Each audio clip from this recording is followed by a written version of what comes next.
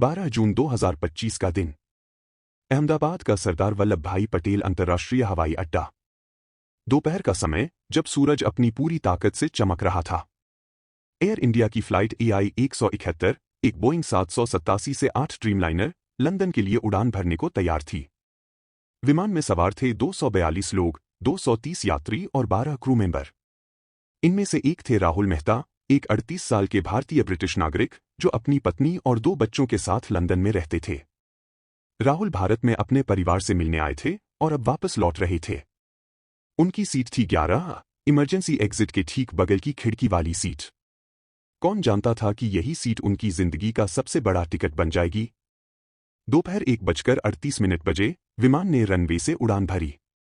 राहुल ने खिड़की से बाहर देखा। अहमदाबाद का परिचित नजारा धीरे धीरे छोटा हो रहा था। लेकिन यह खूबसूरत पल महज 30 सेकंड तक ही टिका। अचानक एक तेज धमाका हुआ। राहुल की सीट हिलने लगी। उनके कानों में चीखें गूंजने लगीं। विमान तेजी से नीचे की ओर गोता लगाने लगा। राहुल ने देखा, खिड़की से बाहर आग की लपटें दिख रही थी। इससे पहले कि वह कुछ समझ पाते, विमान मेघनी नगर के एक रिहायशी इलाके में BJ मेडिकल कॉलेज के हॉस्टल की इमारत से टकरा गया। एक भयानक धमाका, आग का गोला, काला धुआं। विमान मलबे में तब्दील हो चुका था। 242 में से 241 जिंदगियां उस आग में स्वाहा हो गईं। लाशें इतनी जल चुकी थीं कि उनकी पहचान के लिए DNA टेस्ट की जरूरत पड़ रही थी। लेकिन इस राख के ढेर में एक सांस अभी भी जिंदा थी। राहुल मेहता, सीट 11। राहुल की कहानी किसी फिल्म से कम नहीं। हादसे के बाद जब उनकी आंखें खुलीं, तो चारों ओर लाशें और मलबा था। उनकी सीट इमरजेंसी एग्जिट के पास थी और टक्कर के प्रभाव से वह दरवाजा टूट चुका था। एक छोटी सी जगह बन गई थी जिससे बाहर की हवा आ रही थी। राहुल की बाईं टांग में तेज दर्द था, चेहरा खून और धुएं से सना था, लेकिन उनकी सांसें चल रही थी। उन्होंने अपनी सीट बेल्ट खोली। दर्द से कराहते हुए वह उस छोटी सी जगह की ओर रेंगने लगे। मुझे नहीं पता था मैं क्या कर रहा था, राहुल ने बाद में बताया। बस इतना पता था कि मुझे बाहर निकलना है। मलबे के बीच से गुजरते हुए उन्होंने खुद को बाहर खींचा। उनके कपड़े फट चुके थे, शरीर पर खरोंचें थीं, लेकिन वह जिंदा थे। स्थानीय लोगों ने उन्हें देखा, एक शख्स जो आग और धुएं के बीच लंगड़ाते हुए बाहर निकल रहा था। तुरंत उसे एम्बुलेंस में ले जाया गया। डॉक्टरों ने बताया कि राहुल को सीने और टांग में चोटें आई थीं, लेकिन वह खतरे से बाहर थे। उनकी हालत स्थिर थी और वह बोल पा रहे थे। लेकिन उनके दिमाग में बार बार एक ही सवाल गूंज रहा था, मैं क्यों बचा? राहुल का बचना किसी पहेली से कम नहीं।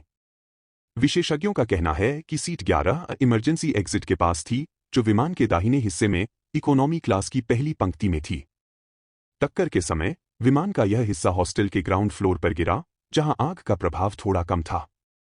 इमरजेंसी एग्जिट का दरवाजा टूटने से राहुल को बाहर निकलने का रास्ता मिल गया। लेकिन क्या यह सिर्फ सही सीट का मामला था या कुछ और? राहुल के साथ उनका दोस्त निखिल शर्मा, सीट 11C, भी था, जो इस हादसे में नहीं बचा। राहुल बार बार यही कहते हैं, निखिल मेरे बगल में था।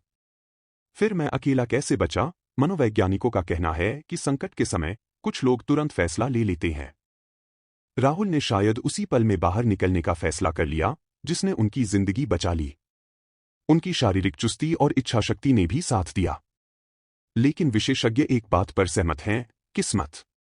12 क्रू मेंबर, जो हर दिन यात्रियों को आपातकालीन स्थिति में क्या करना है यह सिखाते थे, वह भी नहीं बचे।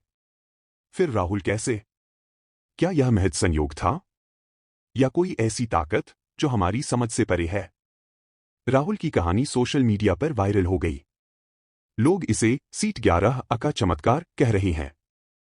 कोई इसे ईश्वर की कृपा बता रहा है, तो कोई यमराज की मेहरबानी। कुछ लोग कहते हैं कि शायद राहुल का समय अभी नहीं आया था। लेकिन राहुल के लिए यह खुशी अधूरी है। उनका दोस्त निखिल इस दुनिया में नहीं रहा।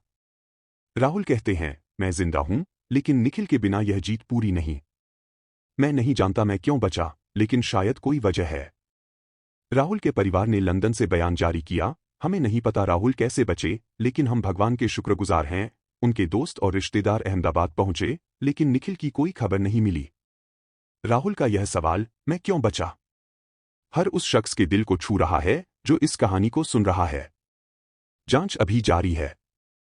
शुरुआती रिपोर्ट्स में इंजन फेल्योर, बर्ड स्ट्राइक या विंग फ्लैप्स की गलत स्थिति की बात हो रही है। ब्लैक बॉक्स बरामद हो चुका है जो सच्चाई सामने लाएगा। लेकिन जो हुआ वह भारत के इतिहास का सबसे भयावह हादसा था। 241 लोगों की मौत, मेडिकल कॉलेज के हॉस्टल में कई और हताहत।